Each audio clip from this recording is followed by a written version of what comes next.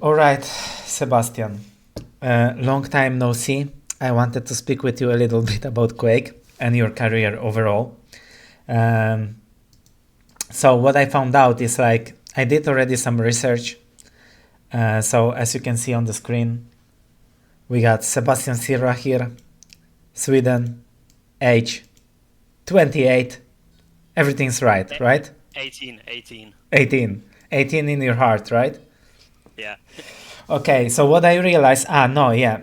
One more question, because like it's Joe CTF TDM, and I wanted to ask you, because obviously you got more experience with Jewel 1v1 and you are more known for like Jewel. I think every one of us is like more known for Jewel because we had more Jewel tournaments in Quake in general. Quake is like 1v1 game anyway. But if you would have to choose, and let's say we have same amount of tournaments for TDM or like CTF and then for 1v1, which mode do you think you would have chosen in the beginning? Like, would you stick to Jewel or would you be a team player more? Like, how do you see yourself? At the beginning, you mean like In gen 2005, in 6? general, like let's say you can choose like only one mode in Quake, right? But you still have like competitive and like tournaments and money involved, and you can choose one mode. Let's say TDM, CTF, or 1v1. Like, which one would you choose? How do you I feel? mean, if I would choose today or just 5 years Today, ago, today. or yeah, today I would of course choose dual just because of busy life and being able to practice whenever you want to and when you can. Uh, And do you feel like you are a better Jewel player or you are a better TDM player? I mean, I'm good overall, and mm, You don't know it's actually a yourself, hard question. right? It's actually a hard question. It's like It is. It is hard because when I look at you and your events, etc., it's like you got like a lot of like experience in 1v1. You got like achievements in 1v1, but you also got a lot of good results in team modes. You got like TDM results, like multiple, and you got like multiple like CTF results, right? So also for me myself, like when I look at this, I think you are very successful at team modes as well. So that's why I'm asking. yeah. So I'm overall good, and how good it depends on my shape. But I would say like flag def in CTF, I'm good. But I also need my team with me. Yeah. And So I'm not the kind of player like Noctis that can solo carry. or yeah, I'm Yeah. not the solo carrier guy, but when I have a good team with me, I can do a lot. Like actually in CTF, I was solo carrying for a while. I think it was, I don't remember exactly what year, but 2007 or something like that, or I don't Okay. remember, but somewhere around there. I was really good in CTF, and me playing as flag defender. Uh, basically blocked everything from enemy getting the flag to me capping. So I had really good like a lot of kills, really few deaths and flag caps. So in CTF probably I could do a bit more solo than TDM, but overall I'm just not a solo type, but Okay. good in everything. Because in CTF you always play it on death or you change position to mid. Because like I don't have much experience with CTF, but I think if you play middle of the map, you kind of have to. You usually have to aim a lot, like rail a lot, right? Depends on the map probably. Yeah, But also you don't take as many items, right? When you play mid. yeah, yeah, When you are playing death, you probably playing more item heavy because you need the stack to defend the base, and then just like combat skill, probably like close battles and stuff, right? yeah, exactly. And you usually play it on defensive side. Yeah, so if I play mid, let's say, for example, on Spider Crossings, the map, and if I'm playing as mid, then I won't have the items, and just because of that, I won't be able to run double power-ups and stuff like that, and do Okay. these kind of attacks. That I mean, when it's high level of CTF, then these are the times when you actually when there's a good chance of making a cap with the flag. So. Okay. And now, we see your career started 2008, and that was my feeling that you probably played before like for fun, but you shined on the scene and you showed up on the scene like on professional scene and LANs in 2008. So it's like a little bit later than I did started to play like competitively, because I started probably around 2005-6. When you started, which game did you start with? Like, which Quake did you start with? You start with Quake 3 Arena, probably, right? And at what year did you even start playing Quake as a game? I mean, when I was really young, I was playing strategy games like StarCraft, Okay. Warcraft, Red Yeah. Alert, Command and Conquer. But about the FPS game, I loved Half-Life. Okay. And then when I started to play Quake, sure, I was playing a bit Quake 2 single player, but Quake 3 probably started when it was kind of new, but I didn't have any internet at home. And December 2004, I got okay internet at home, and then I started to play more. But before that, I played at my dad's place and just at LANs with friends. Okay. That's interesting. So, yeah, already when I got my internet that December 2004, I was already, my friends called me Mr. Pickup. Because when I was at the LAN with my friends, when I didn't play with my friends, I played pickups instead. Okay, that's cool. Just making use of the time when I was there. So what I was also describing in my previous like videos, like there is like two groups of players usually. You got some players which started really good. For example, I started really good with like competing and stuff, because like I started with like really great results in the beginning. Like if you see like 2007, 8, 11, it's like a lot of first places and stuff. But there's also players like Rapha, for example, who started kind of slow. So they were like, Rapha played like, I don't know if many people know, but Rapha played Quake 4. He was like placing like not really good there. He took his time to like grind and like grow, and then with time he was better and better and better and better. Then you had like some group of people like Cypher, for example. He started also really strong, but he kept being strong until some time, until Quake Champions time, for example. Although like obviously he was really good at Quake Champions too, but he wasn't ever on that level like he was in Quake Live. And for you, I also see like some similarity. Like you kind of started showing up late, because like first of your events are like 2008, and as I said, I was already going to events for 2 years at that time, and you are a little bit older than me, and you had really good results here like 2008, 9, etc. Like, let me choose the tire because it's also like important. Yeah, so 2008, 9, all those years, I think those years were your the best years, I would say, if we speak about Quake Live, and Quake Live was your strongest game. Do you think like, do you remember even that period of time, like 2008, 9 and 10? What were you doing at that time in your life? You were studying, or like you were going still to school, right? It's like 15 years late earlier, so it's like you were like what, 23, something like that, right? So you were still studying at that time. Like, do you consider it to be your best time for Quake, or like how do you see that time, like when you were like placing second here? Because we're gonna jump to that game a little bit later, because those are your two like really good events where you placed second on QuakeCon 2009 and ESWC 2008 next to Rapha. Actually, I was at the DreamHack before that, so I played CPL Nordic 2006, I think it was, and I placed second there. I lost to Yibo in the final, I think. So I was playing a little bit before Okay. the results we see here. Mm-hmm. But that was like some kind of qualifier. Mm-hmm. Mm-hmm. But yeah, 2008.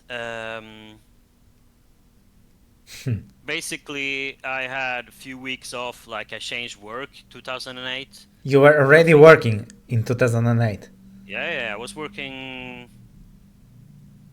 You were before that also. I don't remember. so you didn't go to school. You straight away went to work. Actually, I started at my current job, Okay. 2008. I think. So we were like only like Wait. what, 20 years old, right? Yeah, something like that. Jesus. Yeah. So anyways, before I started my current job right now, Mm-hmm. I had I don't remember 3 weeks or something like that during summer that I didn't work, Mm-hmm. and then I was playing a little bit more Quake because I didn't have work, Mm-hmm. and then before even going to Game Goon and ESWC 2008, I already felt that I was good Mm-hmm. enough. Even some events that I missed before going to Athens, I already knew by then that I was good enough. Mm-hmm. It was shitty when I couldn't get invite for the other tournaments. But Okay. I think there was not as much like back then going on with invites. I think that's what I also like about that time in 2008, 9, 10, 11, etc. It's like there was a lot of events, a lot of smaller events because we didn't have as much like prize pools. Like, see, like the prizes weren't as big. But there was a lot of events and there was like a lot of open events. This is what I like. You just show up on the event and then you got like, I don't know, 64 people bracket or whatever, and you were playing the tournament. That was a great times anyway. Um, so okay, so yeah, we got 2008 and 2009, and those are your best two events. And both you played Rapha. Did you ever enjoy playing against Rapha, or was he your nemesis? Did you have like some group of players which you struggle against, like for example, you know, Clash of Styles, etc. If you think about it, there is any I certain mean, player you don't I like to mean, play?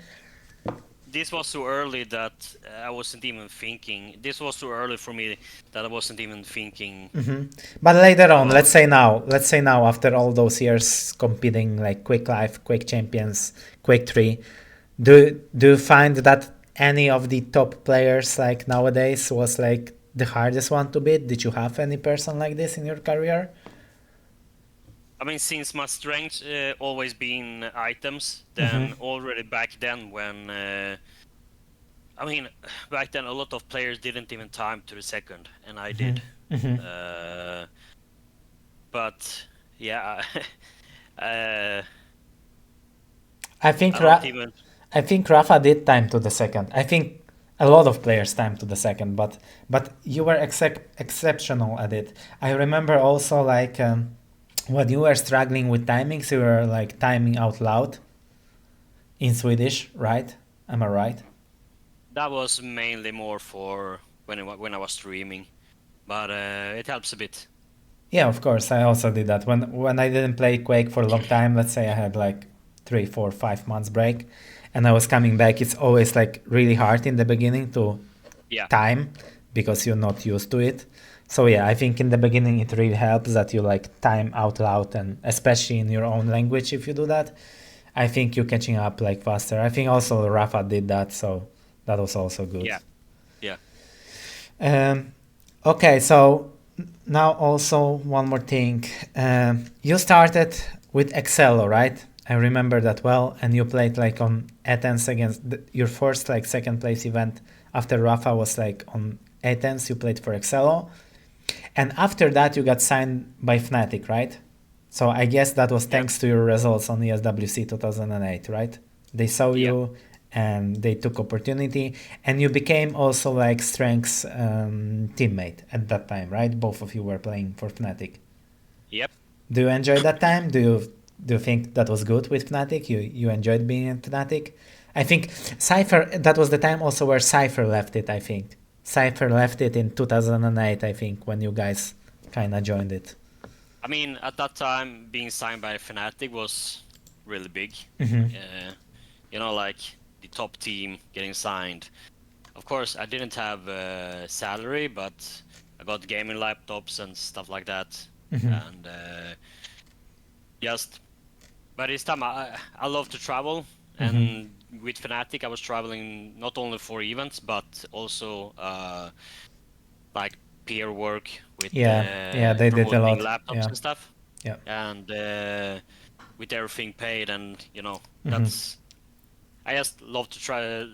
I just loved it when I got to travel for free, basically. And you So, and that was the time when you became like friends with Strengths, because later on I think you guys had like really good relationship. No, I mean, we started practicing before. Okay. So basically, we shaped each other up. You know, before he was even good, he was good, a good aimer, and it was good practice for me. So I kept playing with him, and yeah, it made me to actually me myself being a better aimer and choosing more better positions where I could out aim other players. I think so too. I think one of your strengths back then, like you had two really good strengths at that time, especially in 2008, that you were timing really good, and I think you had really good railgun. You had like very similar like aiming style to Kilson, so like some flicks, like you didn't really set up your shots like for too long, because I already watched this game a little bit, and this is like kind of gave me an idea, and I think for that time you had really strong aim, especially compared to Rapha, because Rapha only got stronger aim later on. People still like thought that he's like weak aimer, but I think in the end like Rapha became really good aimer. He was just like much better at other aspects of the game, so like people don't really pay attention to him as much as like to like really good aimers. But yeah, I think those two were really good like sides of you. Did you, because at that time a lot of people thought that Strengths is cheating. Did you ever thought that he's cheating or something, or it never crossed your mind? Well, if I get good practice with him, doesn't matter if he cheats or not. That was basically my thinking of it. But when I play with him, of course, no, I didn't think he was cheating. I was even before Game Goon 2008. I was even practicing with Sombra, and it was good practice for me. And then he got caught of cheating. So with the wall hack. Yeah. Yeah, so we probably had really difficult games. Yeah, so for me it was great practice. Yeah, I loved it. Yeah, and I also, do you remember such thing like speeder bots in Quake 3? Oh yeah. They were like, with aim, with super jumps or something. But it was like aim. How is it called? Aim bots, like bots with aim bots. They were moving really fast and they were hitting everything. I really love to play them because I also didn't really have internet in the beginning. We only used like cafes. Like, our internet was much worse even than yours at that time. So I was practicing against those bots, and I think that was really good. It was very hard to beat them, but I think it's good practice to like practice against cheaters and like aim bots and stuff like this. Yeah, for sure. But then you also can get into bad habits. But yeah, of course. But you can still get a lot out of it. Yeah. Later on, did you have a lot of boot camps like with strengths, or you never really boot camp too much? No, I didn't boot camp that much. I mean, I didn't boot camp much at all. When I got good internet at home, then why should you bother? Like, it was it's the same at home, except that you can sleep better or do whatever you want, basically. True. Also, there is usually a lot of rivalry between fellas like from same country. You coming in 2008, that was the time where like Tox was like huge persona in esport, not only in Swedish esport or Quake, but in general. I think Tog's name was huge. Did you ever feel like some kind of competition with Togs? Did you ever want to like play against him at some tournament or prove that you are better? Did you ever had this like kind of like competitive feeling towards like other Swedish players like Togs, Fox, or like No, whoever? no, Never. never. Okay. Like it was some tournament. I don't remember when, but it was like 2013 or something, Swedish Uh-huh. championship or whatever it was. Okay. I don't remember, but I played against Fox. Faz or Tox. I don't remember, Mm-hmm. but basically played that from a friend's place while partying day before and stuff like that. So no, Okay. I didn't really care about. Okay. I Yeah. mean, Now I'm just thinking about it. Yeah, you're right. There was Faz, there was also Zamus, there was so many good Swedish players. Also, this is another question I wanted to ask you because I remember back in the days, not only Quakers but also CS players like all over the world. We had like this theory that like because there was so many good teams and players from Sweden back then, like CS teams, like Quake players, etc. And we always like were searching for the reason why like Swedish people are so good, because like either because of really good internet, because I think you had the best internet back in the days in Europe, because you had this like this forced like this fourth line of internet which was called BBB. Am I right? That how it was called? yeah, Bredbandsbolaget. Yeah, so when you got that, we only had like modem internet where we had to like, pay for phone extra or something like this. It was really shitty internet. So when you had already this BBB, we had like, like 120 ping to Europe. So that was our like explanation in the beginning. And second of all, that you have really, really bad weather. So you guys have nothing to do during like winter and autumn and you're playing a lot. So or I don't know, there's some genetics, but do you agree there was shit tons of really good like teams and players back in the day, like from Sweden, and still Yeah, still it is I don't for know such why, small but country. For such small country, like if you compare it, there yeah, was like a lot of really top players in like esport. yeah.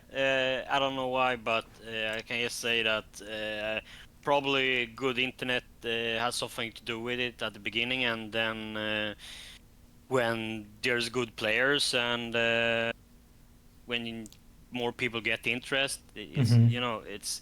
you need to practice with the best players around to Yeah. get better yourself, and when the level is already high, then since the beginning, then Hmm. when people still keep playing with And good on a especially good level. and especially you had like biggest LAN parties like DreamHack. Yeah, yeah. That was really So cool. yeah, um, Yeah, I remember coming to the like gathering. That was another one in Norway, and then like DreamHack. I remember those two. Like first time coming, imagine like I was like I don't know, 13 or 14. Like I've never seen such big LAN party, and then going to DreamHack, and there is like tons and tons and tons of young people carrying PCs in their pajamas, like Man, that was crazy. Back in the days, if you imagine such LAN party in 2006 or 7, that's insane, man. I remember good I was times. even sleeping in some tent and it was winter and they had like this like big like fans like which were blowing like hot air into you and like everybody was sleeping in a tent. That's hell of a times. Yeah, another one.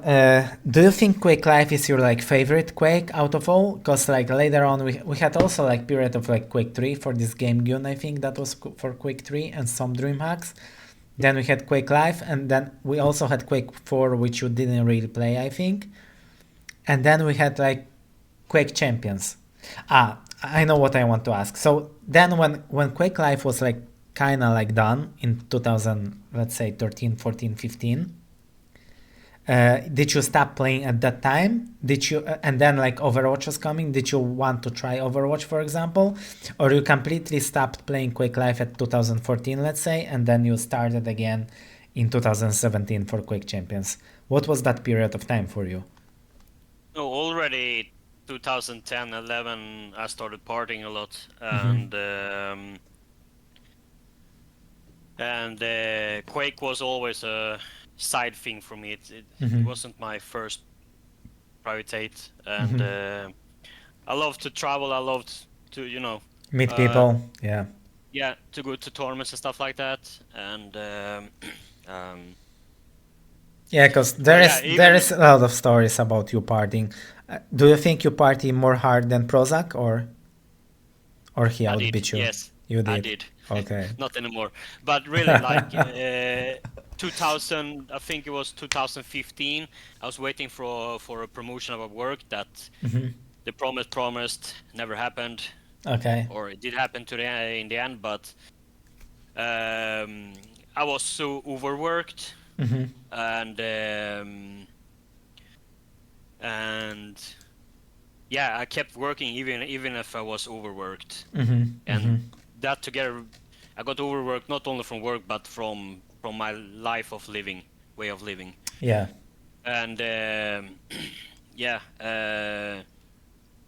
even 2017, 18, even there I felt I wasn't 100%, and But when they announced like this $1 million tournament for Quake Champions, didn't you have this feeling, or didn't you get super excited that you were like, oh man, that's $1 million tournament. I need to, like, I don't know, take off some days from work, like take some holiday, and I need to practice for that.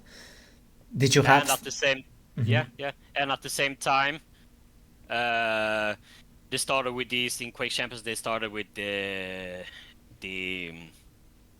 weekend plays, the beta testing or whatever it was, and it felt like every time it was available to play, I was working. It felt like it, because at this time it was 3 times paid at work. So we had so much to do at my job that they said, okay, come in and work, you get free X paid. So I also didn't play those weekends. I was still playing Overwatch at that time. I only started playing Quake Champions when they announced that there is $1 million tournament. I instantly started to play. yeah, so by the time, what was the first tournament? QuakeCon, right? Yeah. So QuakeCon 2017, I felt I didn't play much at all, and then I took then before DreamHack 2017, I took before that I think I was free 1 month before it to play, and then I was in real good shape. I felt it, but yeah, I got playing. I had to qualify at the BYOC, and playing from the first games to the last games, and then next day I had to play the first games again. That fucked me up so hard. Okay. Because the game crashed for the hang and they couldn't connect again on the first day. That was basically our last game, and because the game didn't work, because it crashed, you had to reschedule. Yeah. Yeah, and then I got fucked from that. But that was for that tournament, that DreamHack. That was I want to prove myself there, but then I managed to place 9th place just because of And at that time, before the first QuakeCon, like this $1 million tournament QuakeCon, you got signed by Alliance, and you were also participating in Sacrifice, and you didn't make it to like through the this English European regionals, right? You didn't make it to the final for Sacrifice, if I'm correct. Or I'm wrong. I don't remember, but I don't think I'm not sure right now. No, I think you guys didn't, because then Strengths wanted to jump on a team with like 2Z, because like Hron couldn't make it, but then in the end Hron did it. And anyway, doesn't matter. Do you enjoy your time in Alliance? Do you prefer being in Alliance or like FNATIC from perspective of time? Where did you enjoy to stay more? It's both pros and cons. FNATIC was great at the time because you got so much out of it. Yeah. When I was in Alliance, it was more like they being friendly, having a good manager and stuff like that. Like coming to me following me to tournaments and just taking care of me. And Yeah, and obviously you kind of like started to earn like normal kind of money like for esport, like when you were with yeah, Alliance. I had salary also with Alliance more than FNATIC, but still, Yeah. for me it was probably FNATIC was worth more. Gotcha. Okay, so Quake Champions in general, you didn't like the game as much as Quake Live, right? I think for a lot of people, Quake Champions was kind of like very difficult game uh, to hold like mentally because the game was just difficult to like play, and especially because it was so different. And I think it might be also for some people might be the case, like the people who didn't play Overwatch, I think they were kind of disgusted with Quake Champions in the beginning because they couldn't imagine playing Quake and having abilities, ultimates, like different kind of skills. Did you find it like weird in the beginning that you got abilities in Quake, and did you like it, or you thought that it's like it's really bad, I want like pure like raw Quake like it was with Quake Live? How did you feel about the Quake Champions? No, I mean in the beginning I was sure I was not playing good with the ability in Quake Champions in the beginning, but I loved it because it was Quake. At the beginning I felt you could, like in the old times where in Quake Live where you could play smart and win. That's how I felt in the beginning, but then the more I played, the more I realized about the problems. And also later on in Quake Champions, it takes way more out of you. It's way more stressful Yeah, yeah. than Quake Live. And like I already mentioned about me being overworked, since I was overworked, I can't take stress that well anymore. You don't have And patience, yeah. and yeah, it was Yeah, so I much think at this. I think it's similar case with strengths, and I think it's like it has a lot of to do with like approach to the game, because like in the beginning I was also like stressing a lot. Like I was like, there's like in the game like there is many moments where you think it's like BS and you can't take it like normally and stuff like this. But then when I was thinking about it, like I explained to myself like my life doesn't depend on the game. Like it's just a game, right? Second of all, it's like the game is like bad or like works in certain way for everyone. And I think that was the big like mental issue for strengths, that he couldn't, for example, accept that the game like is bad in some moments, but he didn't like realize that the game is the same for everyone. Everybody has issues, and when you kind of understand it and you accept it in your brain, then it becomes easy. That's how it like went for me. Like first year, it's like very difficult, but then like I explained myself like, dude, like there's nothing to stress about, because like the game is same for everyone. So just like play the game, and like your life doesn't depend on it. You're not gonna die if you're gonna lose. Did you try some kind of approach like this to take it more lightly and like don't stress out? Because I think with you as a player in Quake Champions, I think that was also a little bit the case, that you kind of couldn't like get your nerves for the game, and like you couldn't really like take it easy. Did you try to kind of like push your brain to think that it's only the game and it's like it's same for everyone, and like just try to relax? I think that was a really good case with Cooler as well. I think he took it extremely light, especially for Cooler, who always takes everything seriously. I think many times when I spoke with him on tournaments, he was like, man, like the game is same for everyone. I don't care. Like whatever happens, happens. Did you try such an approach at all? Sure, the game is different the same for everyone. Sorry. But at the same time, you need to spend more time in Quake Champions than you need to spend in Quake Live, and therefore I was always at the disadvantage, I felt. And even just like even right now when I'm tired, I can't play that well in Quake Live. But then imagine in Quake Champions when is even worse when you're tired. Mm-hmm. And I often try to play when I'm tired, Mm-hmm. and yeah. But it's like how to say? Yeah, but also I will also speak about the practice regime, unless you wanted to add something to that. But yeah, like Well, yeah, go on. no, go on, go on.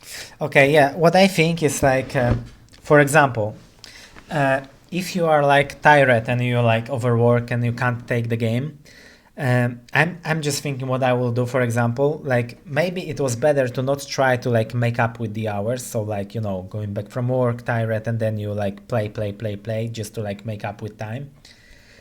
Maybe was it a little bit would be better if you maybe play less, but don't push yourself because for me myself, like even though like I'm not coming tired to the game, but if I would play for example 2-3 hours, I know it's like it's completely doesn't make sense for me because after 2 hours I'm kind of a little bit bored, a little bit tired, like you don't really have to be tired, but like your mind is just like going away. Like, I start to think about something else, whatever, like that I need to do this or I need to do that, or like, I need to call someone back. I need to like, prepare some food. Like I'm hungry, I'm this, I'm that. Like for me, it's sometimes it works better to not like push yourself through those.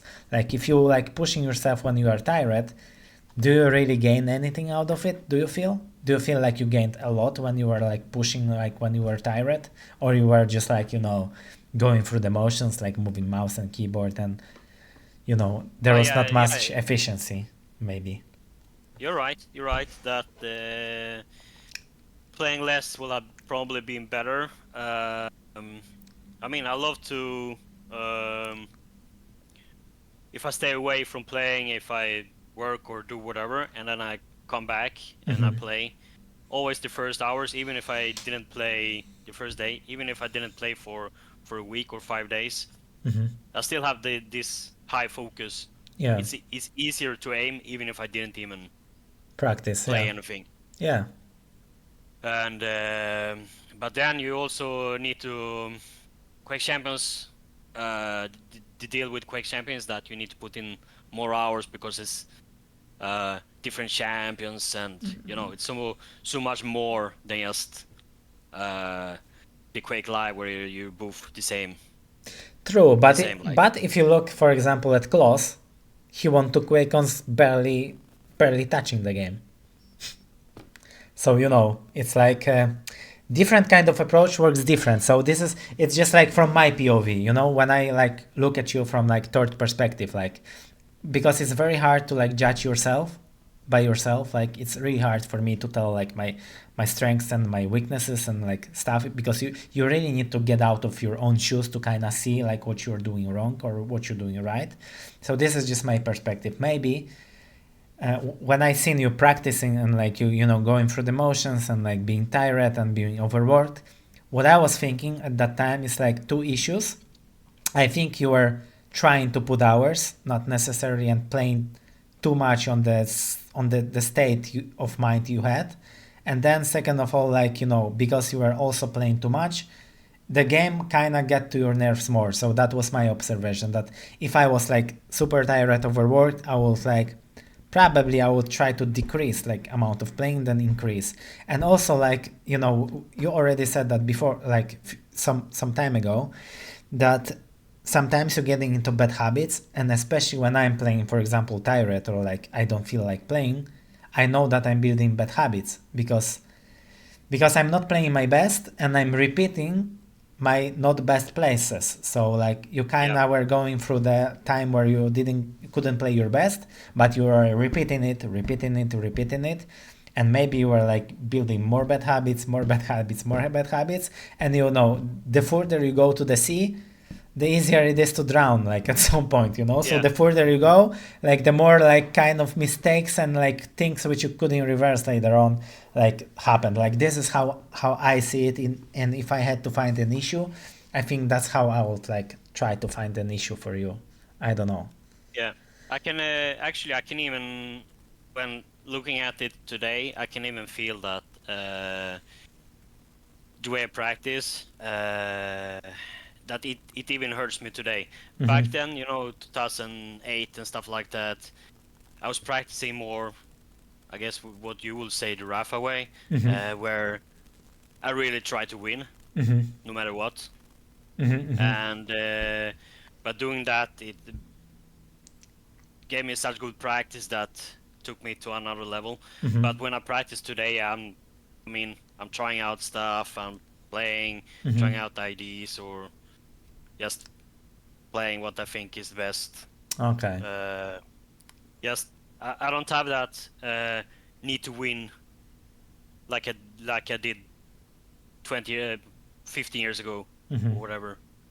I think that's a very healthy approach. In general, I think no matter how young or old you are, I think what really helped me win like some tournaments was like thinking not about like winning or losing, but like about playing my best game. So as soon as I played the best game I could, like I was fine with losing, I was fine with winning. As soon as I didn't play my best game, that was the time where my problem began. I was like, that was the issue. I never like thought the issue is winning or losing. I think that helped me a lot because I only focus on the game. I never get like really nervous in the game because I knew that the result is not the most important. The most important is like play by play, my decision making, etc. What the present was most important, and like I think in general, even in life, people live a lot with the future and with the past. And I think we really need to take it like animals. We need to live with the present. I think that the only time you are happy in your life is usually because you are on some party or vacation, because that's the time when you are living with the present. When you are partying and you are like, drinking, speaking, you don't really have time to think about the past or like future. And at the present like state, you are kind of happy. And we need to kind of keep this present state. So I think in every aspect of life, like being present, not thinking about the future, about the results, about the job, about the, kids, about the past, like what really bad happened in your life in the past. I think this is helping a lot in many aspects. But anyway, I will stop like with this philosophy because Yes, it's not the main point. Last time thing is running away. Yeah, time is running away. You don't have as much time. Last two things. First of all, like we're gonna rewatch like this like DM6 game a little bit because I think that was the best tournament from you, and that was the best performance. And apparently that's really important. That's really interesting map. And then I will ask you about the third season after this map, like what you feel about Quake Life and like third season coming. So, you ready for this one?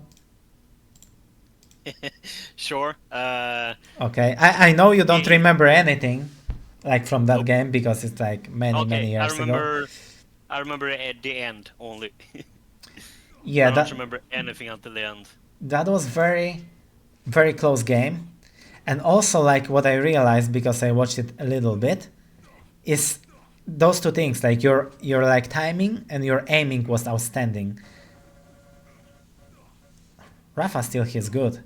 But Rapha back in the days, I don't know if you remember, didn't really use railgun as much or like use it so efficiently. I think on that tournament you are like one of the very few guys who used railgun really good. Okay. That's super good trap because you had like much less HP than he did, because he dealt a lot of damage here. If you drop down to the Mega and try to defend it, you probably would lose it instantly. But here you managed to hit like few really good rockets, which gave you chance anyway. Do you remember if you were leading in this game or if you were behind? Because it seems like Rapha has like really good control now, right? Pretty sure I was behind and then, yeah. And then you came back a little bit. Okay, let's see. Okay. It's weird to watch such a old game. And it's ballsy move from you. You dropped down there without LG, without anything, and you still did so much damage. I need to take the item. Yeah. Okay, I like that you didn't contest the Mega here. At least that's good. Because back in the days, there were also a few people who were timing a lot, but they were like all the time going for an item, which was also bad. Yep. That's... Oh, look. Red and Mega same time. Ooh. Does Spart1e know No, about it? I don't think so. Okay, so you need to place yourself in between on shotgun and you wait for the one which spawns first. This was such a long time ago that I didn't have that mindset how to, I don't know. Okay, but you're taking good position. You're all the time on rocket or bridge, so you kind of allowing yourself. See, you took like red, just because you were on top and you kind of your way was closer from like red to mega, and you could hear everything. So that's what Is you. this only Rapha Puff? No, you didn't make a frag yet. I think that's why. But it's both puffs. Yeah, I think so. Yeah, we're gonna have chance to see you. No worry. Okay, Good. some railgun action. Oh, nice. You know, back in at this time when I was practicing with strengths, it was so much about fighting for the items and hitting everything, Yeah, taking good position where to deal more damage, yeah, and and we can see that Yes. here. Yeah. me and strengths was let's see if it changed puff. No, because you exchanged with frags. Not yet. You need to wait a Okay. little bit. Okay. Yeah, but me and strengths played so much together that I think the reason why going to boot camp, why him going to boot camp with you guys, what year was it before QuakeCon 2000? 10, I think, or 11. 10 or 11, so, yeah. So I think the reason why it helped strengths so much was that we practiced so much, me and strengths, that we were used to each other playing styles and how to say strengths usually do that and this and Yeah, we it's usually do this normal. and that. Yeah, yeah. And then we got used to that, and when we played someone else, then yeah, it was different for us, and it made it harder for us. Yeah, it's like, I remember DDK like talking the same, like he was trying to like, let's see if they change POV. They don't like you here. Nope. So DDK was saying that he was practicing for some Quake Life event, I think, or Quake 3, and he was bootcamping with Fuki. Like you remember this Swedish guy Fuki? He was also really good. Yeah. He was one of the top players back in the days, like in Quake 3. I think that was Quake 3 or Quake Life. Doesn't matter. And he was playing so much with him. He legit played like 6-8 hours, like you know this fatality practice regime style. And he was doing really good with Fuki, and he thought like, man, if I can like keep up with him, like he's one of the best European players, I can definitely like you know play really good on with the rest of top guys. But yeah, like playing with one guy, he learned certain way, and especially that Fuki was very like unique player. He was playing super like defensive, like a lot like if22 style and stuff, like strong LG. And he said that he later on, when he started to play other people, he got just demolished because he was like used to one style. Yeah. So yeah, it's actually in recently season 2. Wait, let's see. I'm leading, and it's still Rapha Pov. It's gonna be Rapha Pov all the time, I think. Who was the operator of this camera? We need to fire him, man. Yeah, but recently I was practicing with the series for season 2, and I could see how much he was improving. But yeah, since he's still missing a lot. Not shots, not shots. He's not missing shots. Yeah, he's not missing shots, but he's he's missing so much in the game. Yeah, Experience and what to do, when to do, and everything. That how to say? Yeah, he improved so much with playing with me, but then he also needs to grind with more people. Yeah. This is exactly what I told him like a few weeks ago, that he shouldn't only play with one player, because especially in game like Quake Life, I think Quake Champions might be maybe a little bit different, but especially with why out of a sudden my quality is so bad. See, I don't have BBB internet. Anyway, I told him that he has to switch players because it's like really bad to play one style, especially in Quake Live. He really needs to like, you know, that's why I also like to play like one guy who's like timing items really heavy. I will play like, if I want to be the best Quake Live player at the moment, right now, what I will do is first of Wait, all, one second, one second. yeah, Sorry. go on. Is this the final? It is. It is. It is Grand Final 2009. Okay. Yeah. Okay. Good. You still got Yeah, time to well- lose. You still got time to lose. Yeah. Anyway, Yeah. so if I wanted to be the best Quake Live player right now, I would first of all practice with Agent because he's like one of the best now and he has like really, really, really good timing and like item control and rotations. Then definitely practice with Sirius, who's like the best aimer. And then adding like one or two different playstyles. Let's say somebody like kind of aggressive, unexpected, like, you know, like somebody like you, for example, and then somebody like, I don't know, for example, Cypher, let's say, who's like, you know, well-rounded in general, but not too pushy, not too aggressive and stuff. So like variety of like opponents. And this is also what I did in Quake 4, and this is also what Tox did in Quake 4. He kind of like, you know, didn't necessarily play the best players, but like certain styles. Okay, let's see if Rapha can catch up on it. And you are in difficult position now. This is difficult like part of the game usually because like it's 2 minutes left. And now what do you do, right? Because like you don't have control. He has control. Do you keep fighting for the control or you like stay hidden, especially that is the grand final? Like, you know, this is tricky like situation for your mind. You don't really know what to do as a player, right? Like you don't know if you should completely go defensive, but then you're kind of screwed. I mean, it's three frags in 2 minutes. Yeah. So it feels like, yeah. to hide and just. Yeah, I just want to win. Just give me the win, guys, please. Yeah. And now we can see like everything's on the map and Spart1e is like nowhere to be seen. Like he fell off some balcony. You fell off from some balcony already. Yeah, so okay, now I take the yellow. It was up for a while. Okay. Oh no. And I took it in bad moments. At least you survived here.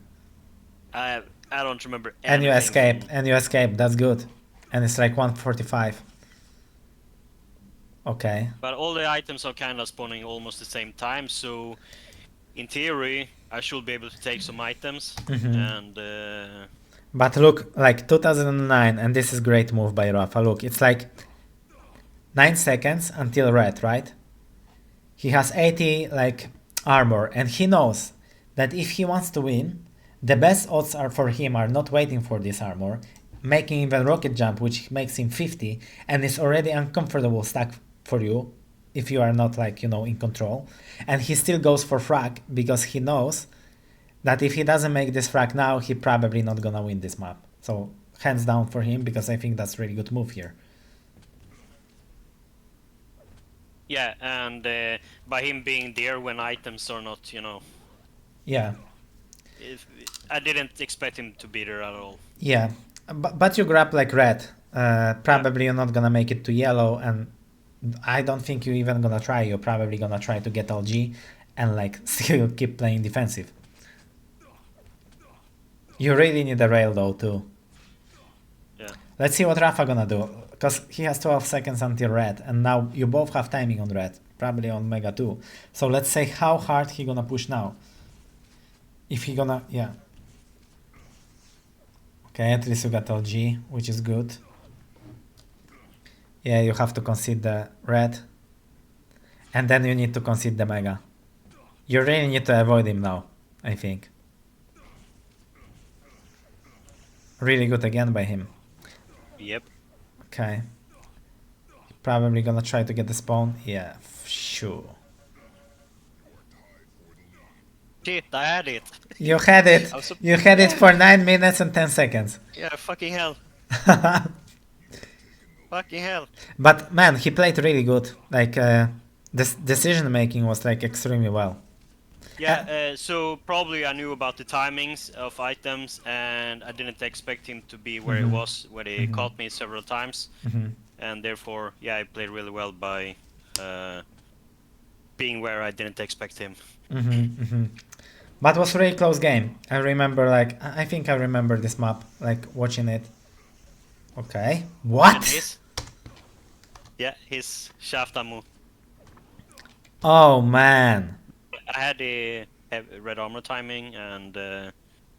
Okay, I now needed it to... gets interesting. I thought that's the end already, but you still have it. Okay, let's see what you're gonna do now. Oh, a lot of time till Mega, so you need to keep him off railgun at least, I think. You'll have this from my point of view, but... 2 minutes added. Okay. Okay, you got red. I got red and I have the mega time. Yeah, you can't really push it. It's good you didn't push. It's good by Rapha that he didn't take too much damage. So you both kinda even. Let's see. Yeah. Okay, you got yellow. That's good. Okay, this is quite shit. But somehow you make him to red. Crazy. Yep. This I've been practicing with strengths before, so I know how to get the item there, even if it's close. Yeah? Yep. Okay.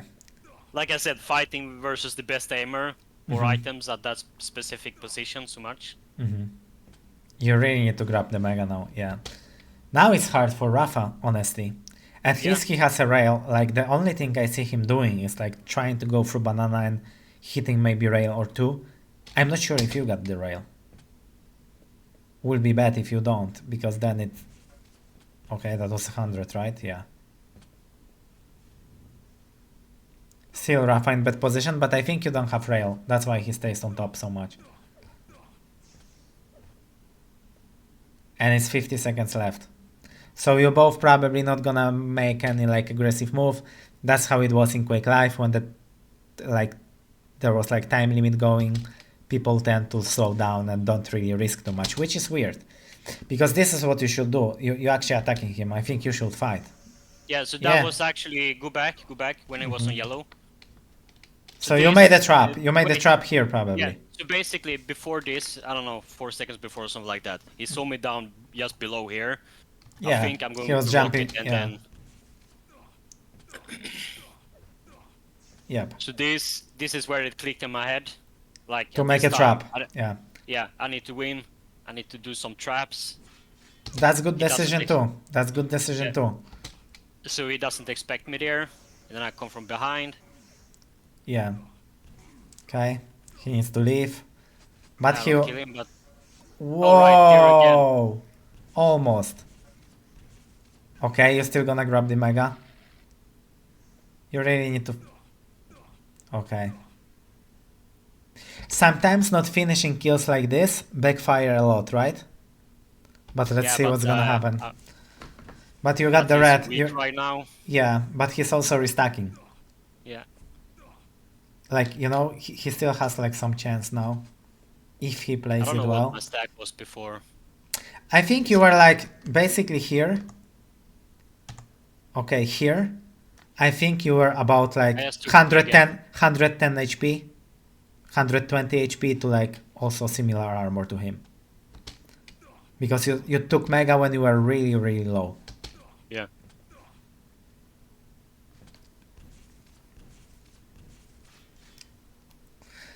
Okay, yeah, so he's restacking again. Gives himself some chance. He still got rocket and a rail. I think he's not in really that bad position, but... Okay, that's a good drop. That's super good drop. You need to finish. Yeah. Perfect. What I did there at the end, I don't know, like 3 times I did try to do some traps. That was perfect, Spart1e. That we didn't really see from my point of view right now, but... So that was perfect. Perfect tournament. This is what we need to see from you in third season and in 250 FPS. Sometimes, you know, when I'm playing, you know, sometimes it just clicks. Yeah. And of course I didn't win the final. I didn't win the full final, but... But still, that was a great result. And that's what it counts. last one thing, and I let you go. Do you think there will be a lot of good players in season 3, like compared to season 2? Do you think more people will jump in, like Razy, maybe Kilsen or Rapha or whoever, or do you think like 250 FPS gonna get like league gonna get like more like attention from the pros? How it looks like right now, it looks like Kilson and Race is gonna play, and probably Demon is gonna come back. Who, Demon? He's gonna try to qualify. Nice. I think, and when season 1 was being played, I didn't know anything about it. Basically, I didn't care. But when I looked afterwards, I saw that the players, I mean, for every season, it's getting more and better players. Yeah. So. And do you know when the third season is starting? Yeah, what is it? Is it 12th July or something? Okay, so it's soon. Wait, let me see. 13th July it should be. That's nice. Oh wait. Okay, somewhere around there. And it's gonna be better players and better games. Racy, Kilsen already practicing. The Russians are always grinding. Prize money is gonna be at least the double, probably more. Than from season 2.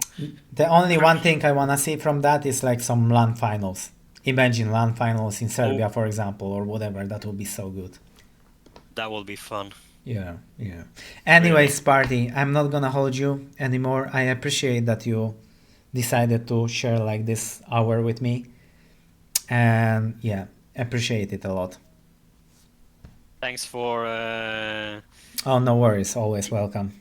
Thanks for letting me remember some stuff. Always welcome, and it's always interesting for me. Like, I find myself like I got so much fun, like, talking about Quake. I always love talking about Quake. Sometimes not as much playing because like the game pissed me off or something, but talking about Quake and playing is like great for me always. So thank you a lot again, and thanks. Wait. You love talking about it. What about playing? When are you coming back to Quake Live? Season 4? I'm gonna do Season 4 maybe. Season 4. Season 3 I'm still gonna do some content about it. And I'm gonna watch the games. I don't know. I got invited. I will see. Like I need to, honestly, I played last game of Quake Live. I played in 2013 late. And then one time I played FFA in Quake Live in 2020 or something, just for some video. So I legit didn't play the game for 12 years. Like, I think I could also sign up for some CS tournament and the result will be similar for me to play Quake Live now, I think. So first of all, I need to practice a little bit, I think. But anyway, thank you again. And like, I see you around, man. It was fun. Bye-bye. Yeah, bye.